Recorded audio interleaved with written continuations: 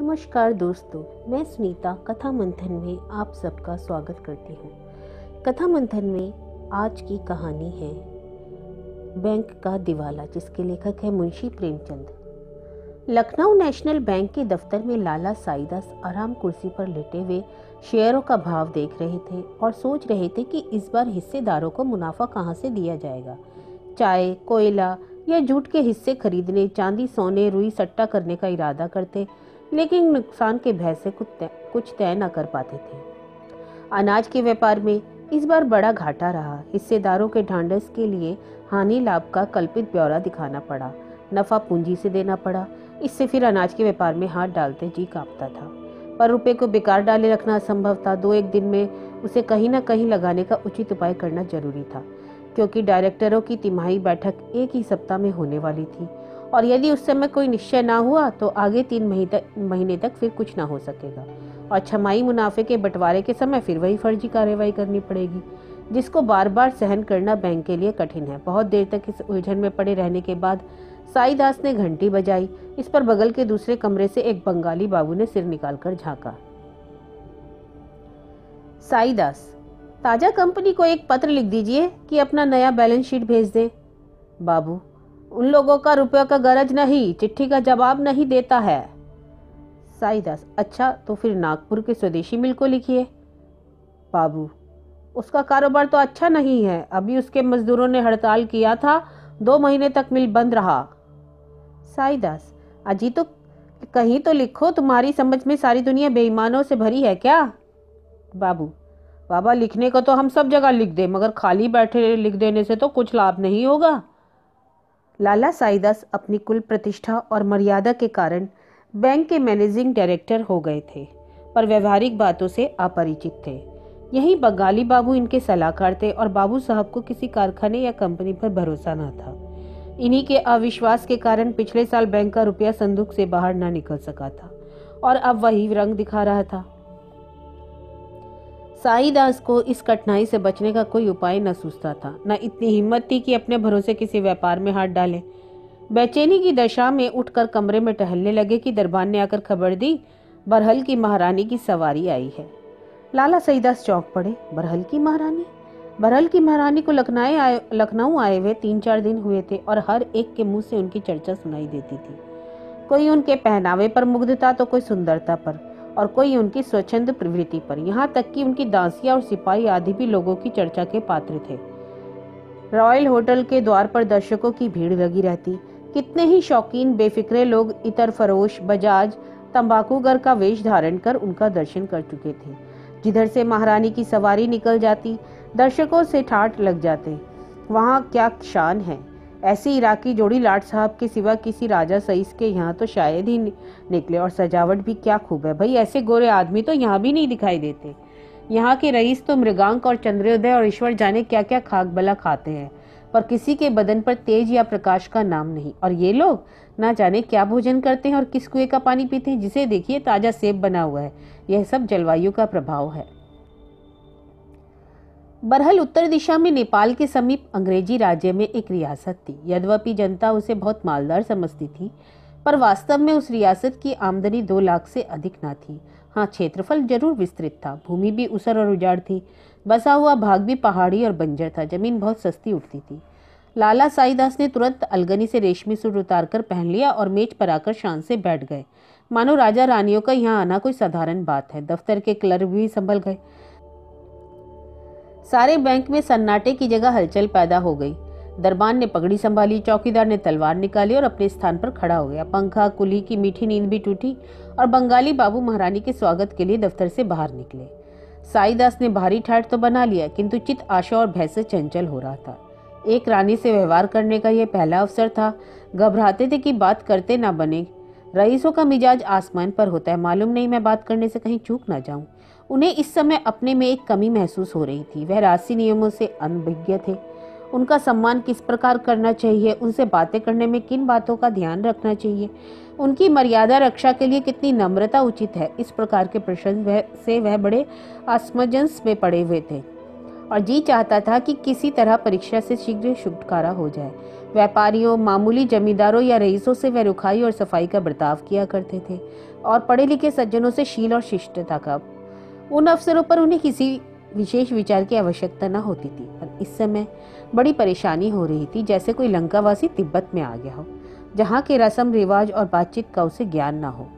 एकाएक उनकी दृष्टि घड़ी पर पड़ी। तीसरे पहर के 4 बज चुके थे, परंतु घड़ी अभी दोपहर की नींद में मग्न थी। तारीख की सुई ने दौड़ में समय को भी मात दे दी थी। वह जल्दी से उठे कि घड़ी को ठीक कर दे कि इतने में महारानी ने कमरे में पदार्पण किया। साईदास ने घड़ी को छोड़ा, महारानी के निकट जाकर बगल में खड़े हो गए और निश्चय न कर सके कि हाथ मिलाए या झुककर सलाम करे कि रानी जी ने स्वयं ही हाथ बढ़ाकर उन्हें इस उलझन से छुड़ाया। जब कुर्सियों पर बैठ गए तो रानी की प्राइवेट सेक्रेटरी ने व्यवहार की बातचीत शुरू की। बरहल की पुरानी गाथा सुनाने के बाद उसने उन उन्नतियों का वर्णन किया जो रानी साहब के प्रयत्न से हुई थी। इस समय नहरों की एक शाखा निकालने के लिए 10 लाख रुपयों की आवश्यकता थी, परंतु उन्होंने एक हिंदुस्तानी बैंक से ही व्यापार करना अच्छा समझा। अब वह निर्णय नेशनल बैंक के हाथ में था कि वह इस अवसर से लाभ उठाना चाहता है या नहीं। बंगाली बाबू, हम रुपया तो दे सकता है, मगर कागज पत्र रखे बिना कुछ नहीं कर सकता। सेक्रेटरी, आप कोई जमानत चाहते हैं? साईदास उदारता से बोले, महाशय, जमानत के लिए आपकी जबान ही काफी है। बंगाली बाबू, आपके पास रियासत का कोई हिसाब किताब है? लाला दास साईदास को अपने हेड क्लर्क का दुनियादारी का बर्ताव अच्छा ना लगा। वह इस समय उदारता के नशे में चूर थे।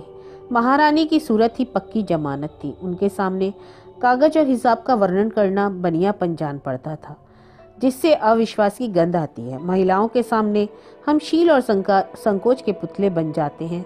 साईदास बंगाली बाबू की और क्रूर कठोर दृष्टि से देखकर बोले, कागजों की जांच की कोई आवश्यकता की बात नहीं है, केवल हमको विश्वास होना चाहिए। लेकिन डायरेक्टर बाबू कभी ना मानेगा। हमको इसकी परवाह नहीं है, अपनी जिम्मेदारी पर रुपए दे सकते हैं। रानी ने साईदास की ओर कृतज्ञतापूर्ण दृष्टि से देखा।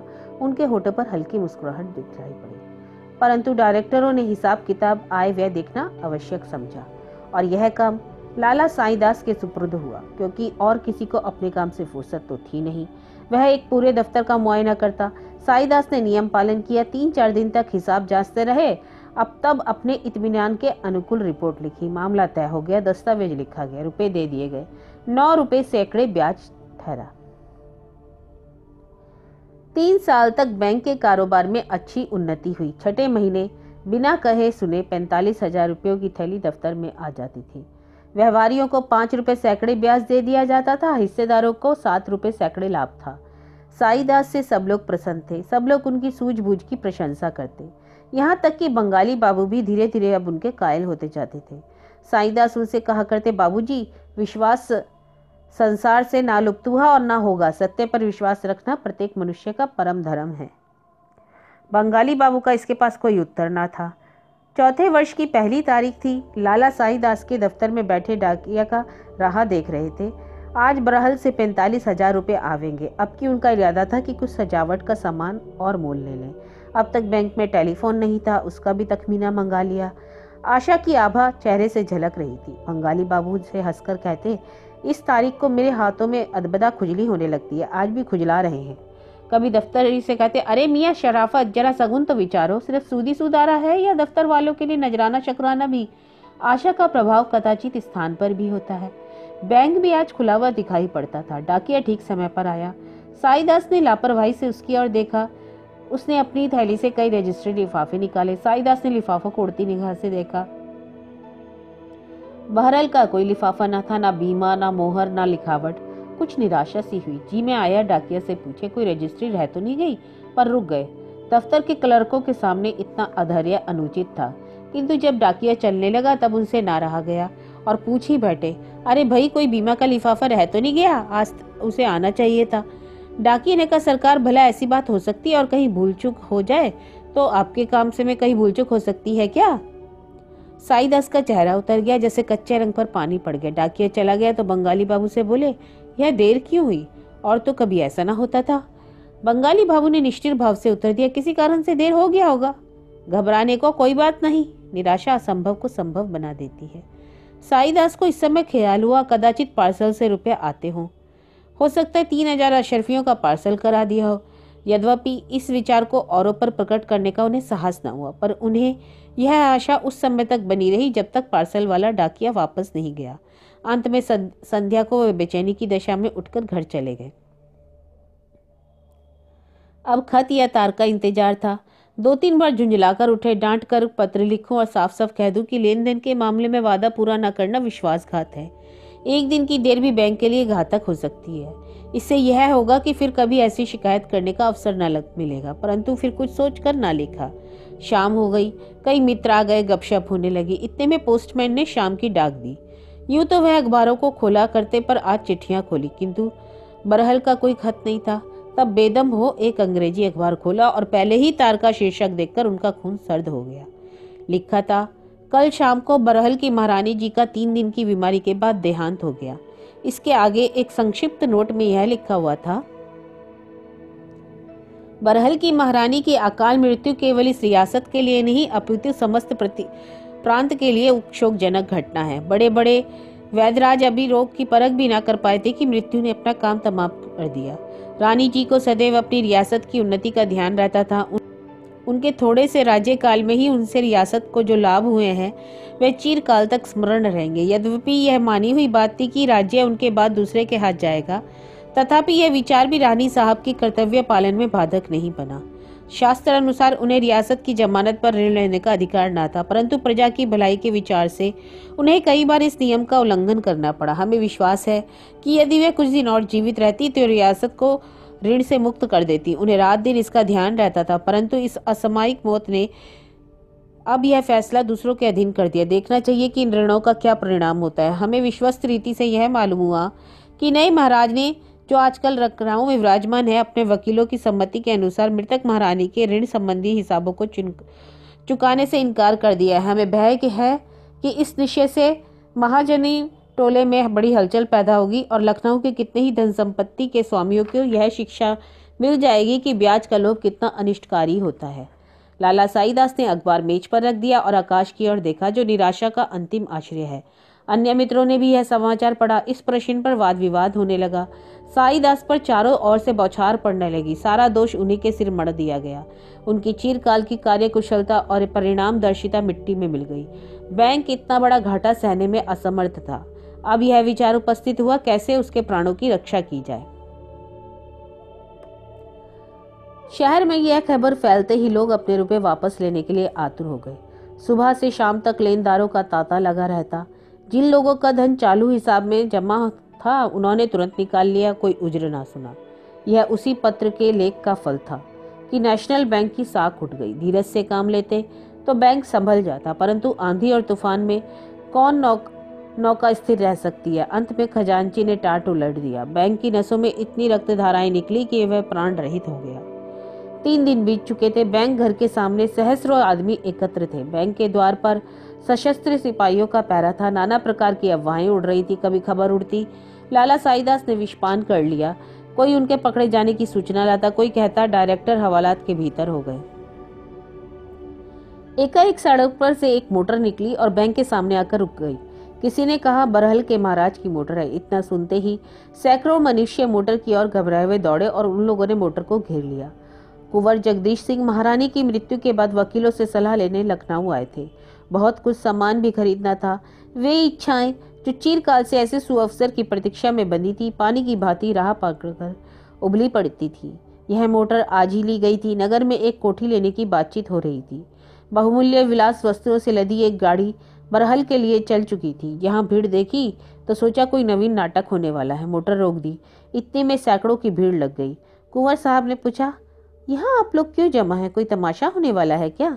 एक महाशय जो देखने में कोई बिगड़े रईस मालूम होते थे बोले, जी हाँ, बड़ा मजेदार तमाशा हो रहा है ना यहाँ पर। जनाब, आपने पहेली को गाढ़ा कर दिया। देहाती हूँ, मुझे साधारण भाषा में बताइए। इस पर सज्जन ने कहा, साहब ये नेशनल बैंक है, इसका दिवाला निकल गया। आदाब, अर्ज करता हूँ, आपने मुझे पहचाना? कुंवर साहब ने उसकी ओर देखा तो मोटर से कूद पड़े और उनसे हाथ मिलाते हुए बोले, अरे मिस्टर नसीम, तुम यहाँ कहाँ? भाई, तुमसे मिलकर तो बड़ा आनंद हुआ। मिस्टर नसीम कुंवर साहब के साथ देहरादून कॉलेज में पढ़ते थे। दोनों साथ साथ देहरादून की पहाड़ियों पर सैर करते थे। परंतु जब से कुंवर महाशय ने घर के झंझटों से विवश होकर कॉलेज छोड़ा, तब से दोनों मित्रों में भेंट न हुई थी। नसीम भी उनके आने के कुछ समय पीछे अपने घर लखनऊ चले आए थे। नसीम ने उत्तर दिया, शुक्र है, पहचाना तो सही, कहिए अब तो पौ बारह है, कुछ दोस्तों की भी सुध है कि नहीं? सच कहता हूँ, तुम्हारी याद हमेशा आया करती थी। कहो, आराम से तो हो, रॉयल होटल में टिका हूँ, आ जाओ तो इत्मीनान से बातचीत हो। नसीम, जनाब, इत्मीनान तो नेशनल बैंक के साथ चला गया, अब तो रोजी की फिक्र है। जो कुछ जमा पूंजी थी सब आपको भेंट हो गई। इस दिवाले ने फकीर बना दिया, अब आपके दरवाजे पर ही आकर धरना दूंगा।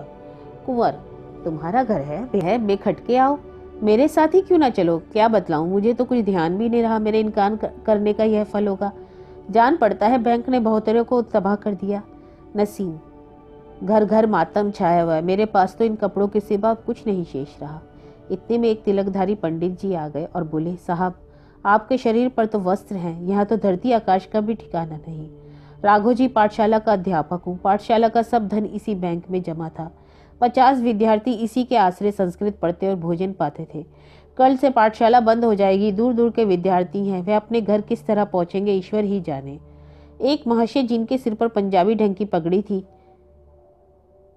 आगे बढ़ाए और नेतृत्व भाव से बोले, महाशय, इस बैंक के फेलियर ने कितने ही इंस्टीट्यूशनों को समाप्त कर दिया। लाला दीनदयाल का अनाथालय अब एक दिन भी नहीं चल सकता, उसके 1 लाख रुपए डूब गए। अभी 15 दिन हुए मैं डेपुटेशन से लौटा तो 15,000 रुपए अनाथालय कोष में जमा किए थे, अब वह कहीं कौड़ी का ठिकाना नहीं। एक बूढ़े ने कहा, साहब, मेरी तो जिंदगी भर की कमाई मिट्टी में मिल गई, अब कफन का भी भरोसा नहीं। धीरे धीरे और लोग भी एकत्र हो गए, साधारण बातचीत होने लगी। प्रत्येक मनुष्य अपने पास वाले को अपनी दुख कथा सुनाने लगा। कुंवर साहब आधे घंटे तक नसीम के साथ खड़े ये विपद कथाएं सुनते रहे और जो ही मोटर पर बैठे होटल की ओर चलने की आज्ञा थी, त्यों ही उनकी दृष्टि एक मनुष्य पर पड़ी जो पृथ्वी पर सिर झुकाए बैठा था। एक अहीर था जो लड़कपन में कुंवर साहब के साथ खेला था। उस समय उनमें ऊंच नीच का विचार ना था, कबड्डी खेले या पेड़ों पर चढ़े, चिड़ियों के बच्चे चुराए। जब कुंवर जी देहरादून पढ़ने गए तब यह अहीर का लड़का शिवदास अपने बाप के साथ लखनऊ चला आया। उसने यहाँ एक दूध की दुकान खोली थी। कुंवर साहब ने उसे पहचाना और उच्च स्वर में कहा, अरे शिवदास, इधर देखो। शिवदास ने बोली नहीं सुनी, परंतु सिर ऊपर न उठाया। अब वह अपने स्थान पर बैठा ही कुंवर साहब को देख रहा था। बचपन के वे दिन याद आ रहे थे जब वह जगदीश के साथ गुल्ली डंडा खेलते थे, लेकिन कुंवर साहब ने उसका नाम लेकर बुलाया तो उसने प्रसन्न होकर मिलने के बदले और भी सिर नीचा कर लिया, वहां से टल जाना चाहा। कुंवर साहब को सहृदयता से में वह साम्य भाव न था, मगर कुंवर साहब उसे हटते देखकर मोटर से उतरे और हाथ पकड़कर बोले, शिवदास, क्या तुम मुझे भूल गए? अब शिवदास अपने मनोवेग को रोक ना सका, नेत्र डबडबा गए। कुंवर के गले से लिपट गया और बोला, भूला तो नहीं, पर आपके सामने आते लज्जा आती है। कुंवर, यहाँ दूध की दुकान है ना, करते हो कि नहीं? मुझे मालूम ही नहीं था, नहीं तो अठवारों से पानी पीते पीते जुकाम क्यों होता। आओ इसी मोटर पर बैठो, मेरे साथ होटल चलो, तुमसे बात करने को जी चाहता है। शिवदास, ऐसा ना कीजिए, नहीं तो देखने वाले हंसेंगे। मैं होटल आ जाऊंगा, वही हजरतगंज वाले होटल में ठहरे है ना? हाँ, अवश्य आओगे ना? आप बुलाएंगे और मैं ना हूँ? यहाँ कैसे बैठे हो, दुकान तो चल रही है ना? आज सवेरे तक तो चलती थी, आगे का मालूम नहीं। तुम्हारे भी रुपए बैंक में जमा थे क्या? जब आऊंगा तो बताऊंगा। निराशा और विपत्ति के इन दृश्यों ने जगदीश सिंह के चित्त को यह प्रश्न उपस्थित कर दिया कि अब मेरा क्या कर्तव्य है।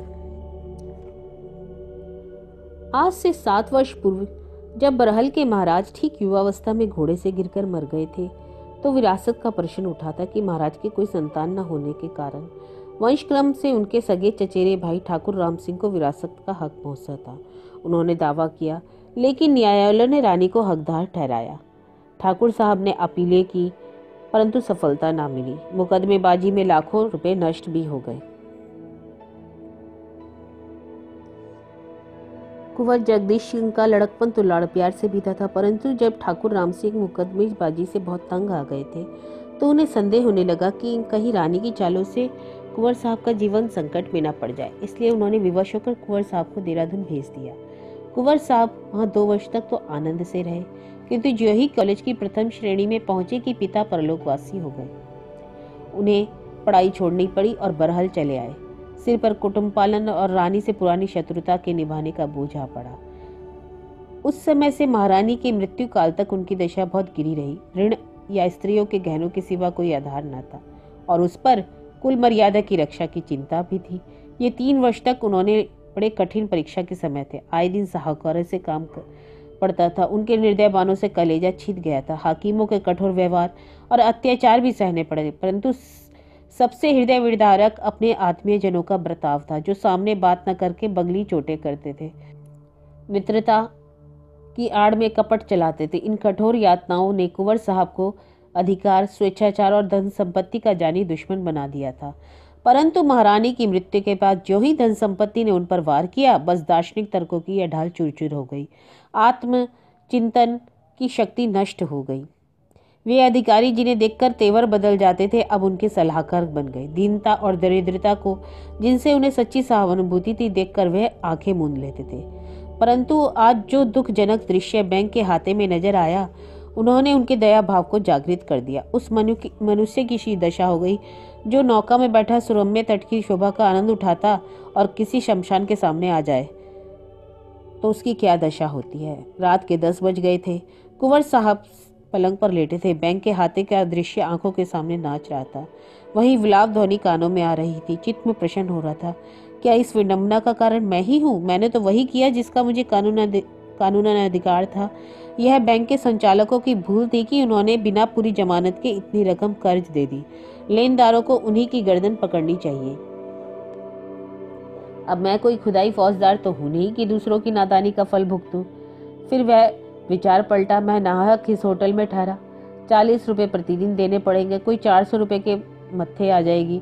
इतना सामान भी व्यर्थ ही बढ़ा लिया। क्या आवश्यकता थी? यह मोटर कार भी मैंने व्यर्थ ही खरीदी। मेरा समय इतना तो महंगा नहीं है कि घंटे आध घंटे की किफायत के लिए 200 रुपए महीने का खर्च बढ़ा लूं। फाका करने वाले आसामियों के सामने मोटर दौड़ाना उनकी छातियों पर मूंग दलना है। माना कि वे रोज आ जाएंगे, जिधर से निकल जाऊंगा सैकड़ों स्त्री और बच्चे देखने के लिए खड़े हो जाएंगे, मगर केवल इतने दिखावे के लिए खर्च इतना बढ़ाना तो उचित नहीं है। फिर मुझे दूसरों की कमाई पर इस प्रकार उड़ाने का अधिकार ही है क्या? मेरी भलाई इसी में है कि मैं इन्हीं में रहूं, इन्हीं की बातें जीवन निर्वाह करूं, इनकी सहायता करूं। कोई छोटी मोटी रकम होती तो कहता, लाओ, जिस सिर पर बहुत भार है उसी तरह यह भी सही। मूल के अलावा कई हजार रुपए सूद के अलग हुए। फिर महाजनों के भी 3 लाख रुपए हैं और रियासत की आमदनी 1.5-2 लाख रुपए सालाना है, अधिक नहीं है। अब मैं इतना बड़ा साहस करूं भी तो किसके बिरते पर? सोचते सोचते कुंवर महाशय को बहुत रात हो गई, पर वह अधिक सोच ना सके। एक विकल दशा में पलंग पर से उठ बैठे और कमरे में टहलने लगे। थोड़ी देर बाद उन्होंने जंगले के बाहर की ओर झांका। किवाड़ खोलकर बाहर चले गए। चारों ओर अंधेरा था। उनकी चिताओं की भांति सामने अपार और भयंकर गोमती नदी बह रही थी। वह धीरे धीरे नदी के तट पर चले गए और देर तक वहां टहलते रहे। कुंवर साहब के कानों से एक आवाज आई, राम नाम सत्य है। उन्होंने पीछे मुड़कर देखा।